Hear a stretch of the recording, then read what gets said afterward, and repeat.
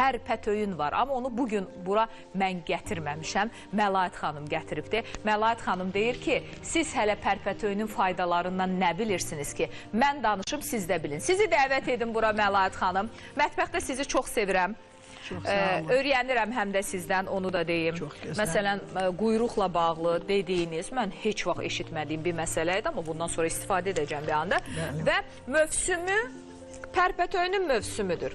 Allaha qurban olum, yerimizin altı da qızıldı, üstü də qızıldı. Pərpətöyün də ki, səndən xüsusi bir qulluq tələb eləmir. Mən sizə əlcəbə. Azərbaycanın, deyərdim ki, bütün bölgələrində var. Pərpətöyün var. Bəli. Bu, məsələn, tibbdə ən çox portulaq kimi tanınır. Portulaq. Mən pərpətöyünü niyə sevirəm? Birinci, mənim elmi işimdə, qaraciyər öd xəstəliklərində, immunomodulator kimi, bəli, çox böyük, mən onu çətinliklə qış ayında onun toxumunu əldə elədim, Türkiyədən hətta gətirdim və o hazırlanması üçün o araşdırmada onun toxumlarını istifadə etdik. Çünki elmi araşdırma özü sübut eləyib ki, məsələn, bir çox ölkələrin mən təbabətinə çox diqqət yetirirəm. Hindistanın Ayurved adlı bir firması var, şirkət var ki, o bu bitkidən çox geniş istifadə edir və dünyada məşhur olan Ayurved firmasının məhsulları bilirik ki, dünyanın bir çox ölkələrində tanınır. Bunu mən niyə deyirəm? Orada mən illər öncə danışa-danışa mən bunu işləməyə çalışacağım ki, vaxtımız azdır, çox vaxtımız getməsin. Ehtiyac yoxdur, pərpətöyünü hamı bilir, tanıyır, son zamanlar xüsusən istifadə edilir. Ötən dəfə mən bununla bağlı bir kiçik qəlyanaltı hazırladım, amma mən bişirib gətirmişdim. Məlaət xanım isə çiğ formada gətirib. İndi yəqin ki, səbəbini də deyəcək. Burada çoxdur, bəli. Nə qədər biraz az eləyək, çünki bu verilişdir, məsələn, bəsdir. Yəni, biz bugün bunu burada qısa bir qəlyanaltı kimi hazırlanacaq. Amma mən bir şey deyim ki, bunun tərkibində olan efir yağları ilə çox zəngindir.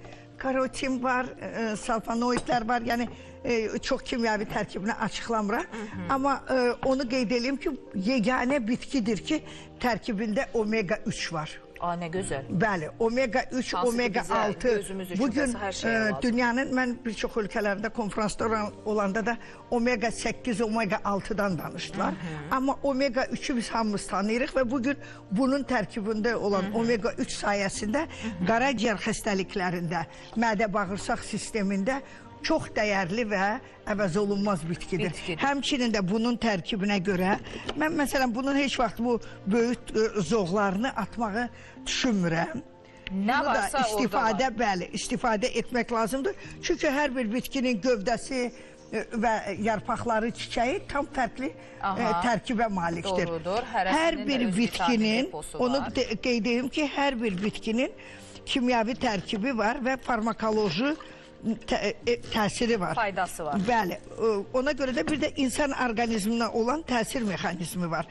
Buna görə bitkiləri mən çox sevirəm. Məlaət xanım, məsələn, mən istifadə edəndə bişirib necə? Əslində su qaynayırdı.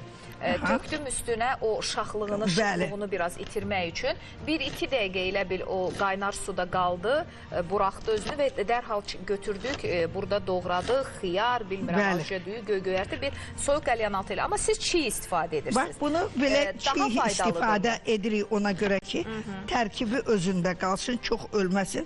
Amma bəzən həqiqətən də dediyiniz məqsədə uyğundur. İsti suya salıb, 2 dəqiqə, 3 dəqiqə qaynatmadan götürə də bilərik. Amma bu televiziya şəraiti olduğu üçün mən daha asan hazırlanan variantı seçdim ki... Yəni bunu belə yemək... Olar, heç bir problem yoxdur. Mən onu da qeyd edeyim ki, bu saçda da çox faydalıdır. Hətta? Bəli, saç dərmanının bitkisində... saç dərmanlarının tərkibinə də əlavə üçün bəli, eləyirəm. Bəzən elə... Sizin o gellər var? Yox, gelin tərkibində deməzdim, yoxdur. Amma indi yeni bir şampununuz gələcək, Allah qoysa. Çünki onu daha çox məndən istəyirdilər. Və bunu, bəli, bu bəs eləyir. Məsələn, indi biz bunu götürürük, qoyuruq burada. Görürsünüz necə qəşəng xırda doğradım. Mən elə baxa-baxa demək istədim ki, siz çox doğğa bişirirsiniz deyəsiniz evdə. Mətbəxi heç kimə... Haçan pişirdiyim yadıma gəlmir. Bəlkə bir 30 ilə yaxındır. Yaxşıdır, yenə düzünü deyir. Mətbəxdə işim yoxdur, yalan deyərəm. Mən gecələri... Aynur xanım, mən başa düşə bilmirəm. Burada bir ki, Aynur xanım qonaqpərvərdi gətirib ki, bölüşdür paylağı. Burada bir dənə də o da özümə çatacaqdır. Baxın, maşallah, nə qədər biz ürəyi açığıq. Bəli, tərpətöyünü doğradıq. Duz əlavə də eləyə bilərik, eləməyə də bilərik. Amma buradan biz bax görürsünüz ki, qatıqdır. Bu qatığı götürürük, bura tökürük qatığı. Buna bəzi yerlərdə, məsələn, bəzi bitkilərlə, bəzi şeylərlə qatıq aşı da deyirlər. Deyirlər, orada düyü də olur qatıq aşında səhv. Amma yox, burada düyüyə mən ehtiyac görmürəm. Görmürsünüz. Əslində bu bitkinin, məsələn, Hindistanın həmin o, illər öncə mən bunu tərkibini başqa ölkədə tapmışam deyərdim. Onların o kitablarını incələyib, araşdırmaçı mənə boşuna deməyiblər. Onların bitkilərini o qədər araşdırmaçı, alim də deyirlər. Yox, mənə araşdırmaçı da çox deyirlər. Gəlir araşdıracaq hamısını. O araşdırmaçılığımda, məsələn, bunun adı Hindistanda Brahmi adında bir bitki var idi. O Brahminin dəridə, saçda, o qədər gözəl effekti var. Və mən axtardım ki, Azərbaycanda bu hansı tərkibdə bitkidədir.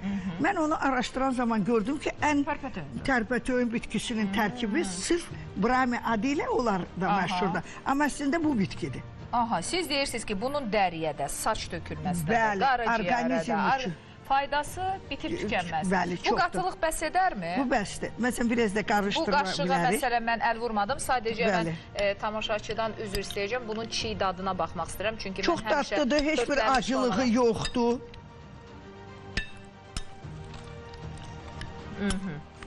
Düzdür, biraz diridir, amma biraz qaldıqdan sonra... Bir də sizə mən bir möcüzəni buradan göstərmək istəyirəm. Bax, bu bitkini görürsünüz. Bu bitkini 10 gün, hansı bitkini biz bugün dərsək, sabah onu götürüb 2-3 gün saxlasaq, o bitki solur və ölür. Amma bu bitkini biz, anam rəhmətlik, bunu hətta asmışdı belə ki, görək bu nə vaxt öləcək. Bu, deyərdim ki, ölməz bir bitkidir ki, siz bunu günlərlə belə saxlayın, bu belə də qalacaq.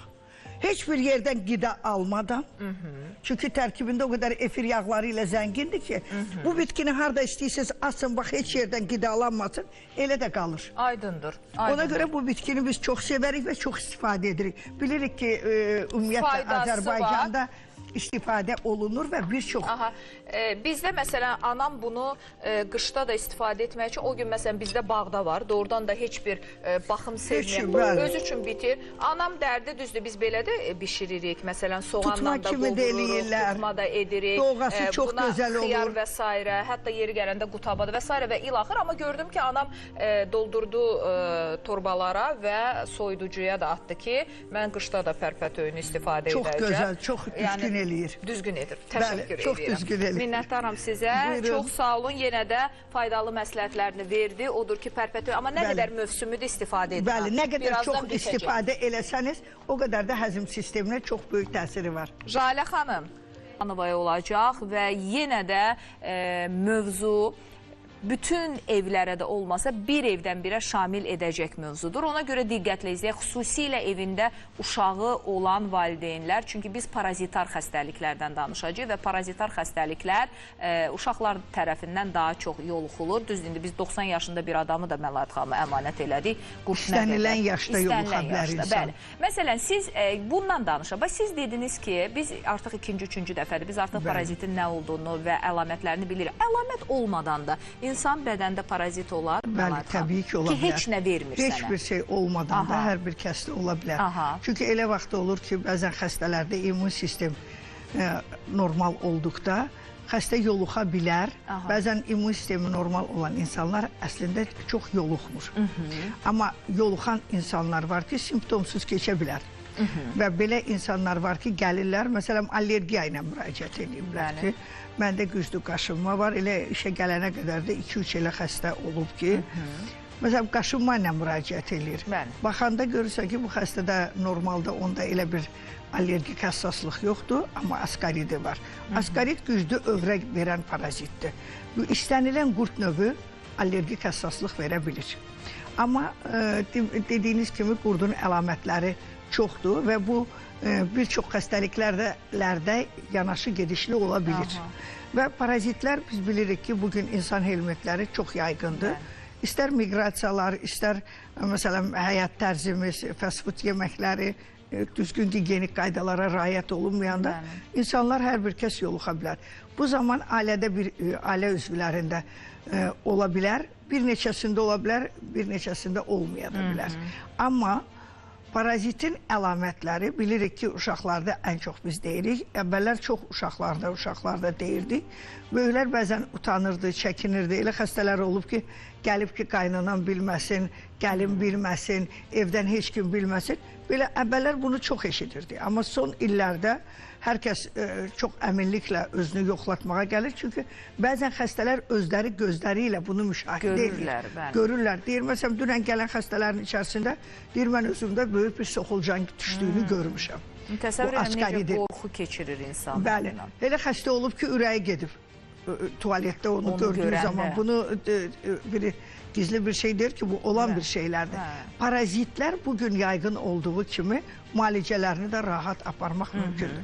Müalicə dedikdə biz nəyi nəzərdə tuturuq? Bəzən xəstələr görürsən öz başına alır, hər hansı bir tabletkanı içir, ya gedir kiminsə tövsiyəsi ilə hər hansı bir siropdan nədənsə istifadə edir. Bəs nədir müalicə üsulları? Onun müalicəsi o qədər də asan deyil. Çünki xəstələr bəzən çox yanlış fikirlərlə biz rastlaşırıq. Bir tabletkanı içəcəksən, gedib falan qarışdırıb nəyisə eləyəcəksən, sarımsaq yiyəcəksən, boranı tumu istifadə eləyəcəksən, qurdu təmizləyəcəksən. Elə bir şey yoxdur. Parazit normal halda təmizlənməsi üçün Ümumdünya Səhiyyə Təşkilatının protokollarında da var. Bunlar illərlə, Sovetlər dönəmindən bugünə kimi biz bu müalicələrlə məşğul olmuşuq. Parazitologiya elmi özü ayrıca bir bölmədir və çox da böyük araşdırmaları olan bir sahədir. Parazitlər insan orqanizmində istənilən fəsadları yaradır, istənilən infeksiyaları yaradır, xəstədə istənilən xəstəliklərin törənməsində təkan da ola bilir. Hətta nevroloji xəstəliyə qədər gətirib çıxarır. Haşnana qurtları, epileptik tutmalara qədər, ani sudurqalara qədər birbaşa ali sinir sisteminə təsir etdiyi üçün, bəli, bu əlamətlər çox yaygındır. Biz, məsələn, həyat tərzimizdən götürsək, illərlə Sovetlər dönəmini də yaşamışıq, məktəbə analizi gətirməyən uşağı buraxmırdılar. Kütləvi olaraq əhaliyə həmişə dərman verilirdi. Bəlkə də əslində çox tez edirdilər. Profilaktik olaraq, bəli, bütün hər kəsə bu şamil olunurdu. Mən qısa bir məqama toxunmaq istəyirəm, çünki bu həkimlər arasında çox böyük həmişə söz-söhbətə səbəb olur. Burada nədir? Biz həmişə deyirik ki, yeniliyə can ataq, yenilikləri daha çox qəbullanırıq. Amma Sovetlər dönəmindən bugünə kimi zontlama üsulu ilə öddən möhtəviyyət götürülürdü. A porsiyasında diri ləmbulələri görə bilirdik. Bu üsula görə də nəcis analizinin isti-isti gətirilməsini həmişə tələb eləyirdilər ki, nəcis analizi isti-isti gəlməlidir. Heç bir zaman mən onu çox müzakirələrini aparmışam, çox araşdırmalarını aparmışam. Məsələn, Türkiyədən gələn həkimlərlə də, Rusiya ilə çox sıx əlaqələrim var. Mən deyərdim ki, çox böyük araşdırmalar var bu sahədə. Analizin gətirilmə vaxtı önəmli deyil. İstənilən vaxtda nəcis analizi gətirilə bilər. Niyə? Nəcis analizində qurd yumurtası varsa o qalacaq, öləsi deyil. Onu o zaman deyirdilər ki, həkimlərin arasında bu elə bir ənənə olaraq qalıb, amma onu ona görə deyirdilər ki, orada diri ləmbulələri görmək üçün. Amma diri ləmbulənin orada gəlib neçə müddət qalması diri halda mümkün deyil. Orada ləmbulə şist də görünəcək. Amma yumurta orada da görünəcək. Bəli, ləmbulə şist də varsa, qurd yumurtası varsa orada görünəcək. Mən 450 səhifəlik kitab, tibbi parazitologiyanın üzərində illərlə çalışdım və onu Tibb Universitetinə dərslik verdim. Və bu kitabın da önəmi odur ki... Görmüşdüm mən, təhsil dairəsində gətirmişdim. Bəli, o kitabı gələn dəfə də gətirə bilərəm, problem deyil.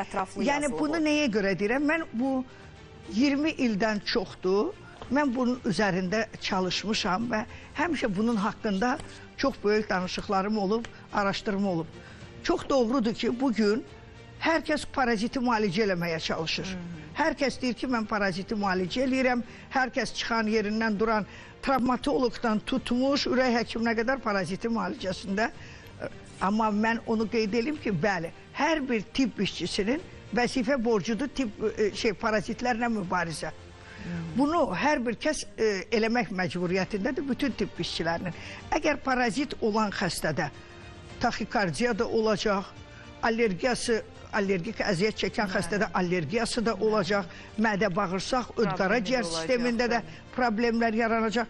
Biz Gəncədə olan zaman xəstə müraciət elədi ki, məndə qızdırma olur, özümü çox narahat hiss eləyirəm, nə qədər müayinələr eləmişəm, nə eləmişəm, mənim dərdimi tapan yoxdur. Baxdı ki, xəstədə exnokok var və bu xəstə uzun müddət yüksək dərəcədə exnokokla gəzir, onda o narahatçılıq var. Amma o heç vaxt paraziti, yəni qaraciyərin analizlərini verirlər, qaraciyər testlərinə baxırlar, hər şey yoxlanılır. Xəstə özündə bir narahatçılıq var, amma nə dəqiq araşdırma aparılmır, nə də dəqiq o müayinə olunmur. Bu exnokokun müalicəsindən sonra və o əməliyyata getdi. Təbii ki, exnokok heç bir bitki ilə, heç bir tabletka, iğnə ilə müalicə olunmur. Bu əməliyyata getməlidir. Yəni, belə hallarla xəstələr üzləşir ki, məsələn, istər uzun müddət xəstədə nevroloji problemi olsun, istər mədə-bağırsaq problemi olsun, parazit təbii ki, burada öz işini görür. Yanaşı gedişli bunu yoxladıqda xəstə çox tezliklə rahatçılığını tapa bilir. Uzun müddət allergiyadan əziyyət çəkən xəstələrimiz var. Məsələn, bizim klinikamızda bizim hörmətli allergoloqumuz Profesor Lalə xanım Allahverdiyeva bizim təbii ki, çox böyük allergoloji şöbəmiz var və biz mütləq paraziti yoxluyuruq. Parazitlərin törətdiyi allergiyalar, məsələn, biz bilirik ki, dəhşət olur və çox güclü də övrələr verir. Uşaqlarda çox vaxt uzun müddət, məsələn, antihistamin dərman preparatlarından istifadə olunur və xəstə öz rahatçılığını tapmır. Amma parazitin qurdu müalicəsini eləyən kimi xəstə öz rahatçılığına qovuşa bilir. Daha sonra deyirlər, nə yeyir üzünə çıxmır. Hətta bəzən deyirlər ki, içəridə qurt var, qurt yeyir onu. Belə bir formaya da salıb deyirlər ki, sənin qurdun var, üzünə çıxmır yedi. Qurdun müalicəsini aparandan sonra o uşaqlarda çəkini də müşahidə edirik. Sinirindəki rahatçılığı da, övrəsini də. Rənginin dəyişməsi, boyunun artması. Baxın, parazit neynir? Biz deyirik ki, saçda qurdu, mən eşidirəm, bəzən deyirlər ki, saçda qurdun rolu çox böyükdür. Bütün xəstəliklərdə parazitlərin rolu böyükdür. Niyə görə? Əgər bir insanda parazit varsa, əksər uşaqlar gələndə biz bunu müşahidə edirik. Saçı niyə tökülür? Ona görə ki, həzm sistemi orqanlarına birbaşa təsir edir. Bağırsaqlarda sorulma prosesi normal olmur. Sinir sistemində gərginlik yaranır. Təbii ki, immun sistemi zəiflədikdə saç töküləcək. Burada parazit tökmür, amma orqanizmə vurduğu zərər nəticəsində bunlar müşahidə olunur. Yəni, bizim, məsələn, xəstələrdə vitamin balansının zəif olması, ümumiyyətlə dəridə, dəri xəstəliklərində, üzvdə səpkilərdə, məsələn, estetik kosmetoloji vasitələrdən insanlar çox istifadə edir. Bugün müəyyən kremlərdən, losyonlardan çox istifadə edirlər. Çox gözəl, bu da lazımdır. İstər mezoterapiyalar, PRP-lər, mən bunların heç vaxt heç kimin işini küçümsəmək istəməzdim. Amma onun kökü getməyincə o çarə tapılmayacaq. Parazit neynəyəcək? Toksik təsiri olduqda səpkilərin artmasına, həzm sisteminin pozulmasına, immun sistemin zəifləməsinə, təbii ki, bunlar görünəcək. Məhəmməd xan, parazit yer dəyişərmi? Məsəl üçün, bağırsaqdadırsa, qaraciyərə keçmə ehtimalı var mı? Məsələn, askarit qapı venasına qədər gələ bilir. Ağciyərlərdə, hətta baxanda ağciyərdə, rentgende krupoz pnevmoniya kimi görünür. Yox, aydın görünmür. Krupoz pnevmoniya kimi. Orada nekrozlaşmış hissələr olur ağciyərdə. Rentgende kölgə kimi görürlər onu. Xəstə uzun müddət öskürəkdən müalicə alır. Amma əslində o parazit müalicə olunandan sonra 20 gün, 15 günə görsə xəstədə o öskürək getdi. Tamamilə də. Məlahət xanım, bir yaxşı qaynar xəttə sual gəlib. Əslində mən özümdə bu sualı verəcəydim. Üst-üstə düşdü, qoy tamaşaçının sualını verim. Deyir ki, evimizdə pişik saxlayırıq. Biz adətən bu ev heyvanlarından bunun keçməsinə də toxunuruq da. Çox, Peyvəndlərini də vaxtı-vaxtında etdiririk. Yenə də narahatıq. Pişiyə görə bizə parazit keçə bilərmi deyə sual verir. Baxın, əksər saxlayan, heyvan saxlayanlar... Çünki bu tük sonsuzluğa qədər aparır, çıxarır. Baxın, çox böyük fəsadları var. Mən heyvan sevərlərə buradan həmişə mənə onu danışanda sonra mənə çoxlu mesajlar gəlir ki, siz heyvanlara qarşı egoist danışırsınız. Mən egoist danışmıram. Sadəcə insan özünü qorumalıdır. Heyvan sevmək olar, amma onu öpmək, onu qucaqlamaq, həddindən artıq ona bu qədər təmas göstərib yaxınlığı mən qəbul eləmirəm. Çünki o tükdən də, onların dərisində onlarda həmişə parazit olur. Niyə görə həmişə parazit dərmanı verilir onlara? Verilməlidir də. Amma insan özünü qorumalıdır. Məsələn, birində allergiya var. Bu yaxından bir maraqlı xəstə ilə qarşılaşdım.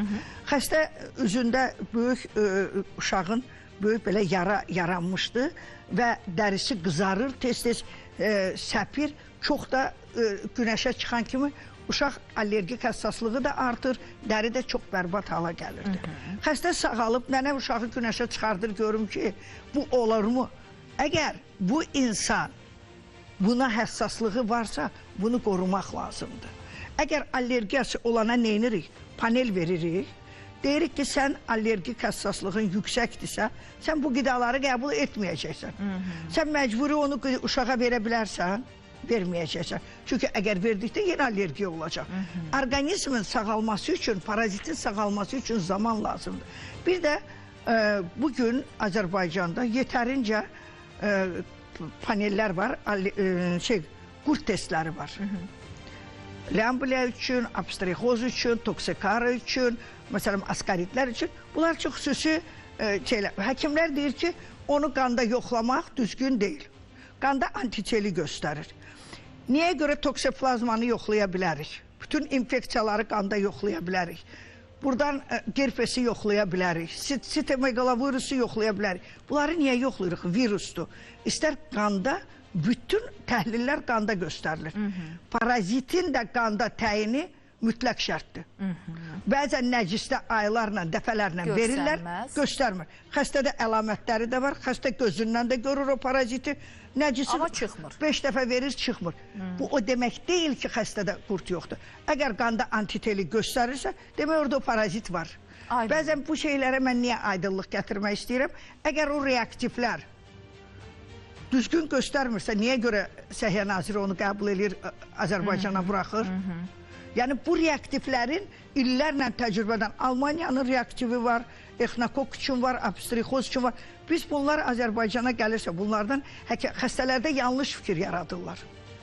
Həkimlərin hamısı deyir, ancaq nə? Bu Sovet köhnə üsullardan, necə başqa şeylərdə deyirik, çıxmalıyıq, bunu da çıxmalıyıq. O da göstərilə bilər. Yəni bu görünə bilər. Amma bəzən heç cür çıxa bilmirik. Bax, indi bir sual gəlir, mən göz önündə bunu səsləndirim. Buyurun. Yazır ki, 3 yaşlı oğlumda qurd var. Qaynanam deyir ki, uşağa hər səhər acqarına balqabaq tumu ver. Və valideyndir, təbii ki, narahatdır ki, izah edə bilmirəm ki, balqabaq tumu parazit dərmanını əvəz edə bilməyəcək. Təbii ki, sizin onu izah etməniz biraz çətin olar, çünki ona inanıbdır. Amma Məlaət xanımın çıxışlarını qoyun qulaq assınlar. Bilirsinizmi, parazit, yaxşı, lap inansaq belə öldürəcək, yumurtanı məhv etməyəcək. Yəni, qurdun hansısa birinin başından vurdu, amma o yenidən yaranacaq. Bunun bir dəfəlik çözümü bu deyil. Varsa maraqlı bir resept sizdən soruşalım. Lalə xanım, baxın, parazit daxildə ölmür, iflic olaraq düşür. Zəhərləyici doza ilə verdikdə isə insan zəhərlənə bilər. Çox ağır doza ilə verdikdə. Burada doza çox önəmlidir. Balqabaq tumu zəif olaraq qurd qovucu effekti var, tökə bilər. Ona qalanda mixəyi də deyirlər. Məsələn, deyirlər ki, darçın, mixəy, zəncəfil, filan şey qarışdırın için bunu... Sarımsaq xüsusilə. Amma öd yollarında, öd axarında parazit varsa, o 12 barmaq vasitəsilə qalxır. Ləmbliyanı o qədər, məsələn, şəhər əhalisində daha çoxdur, çünki daha çox biz kənd suları istifadə edirik.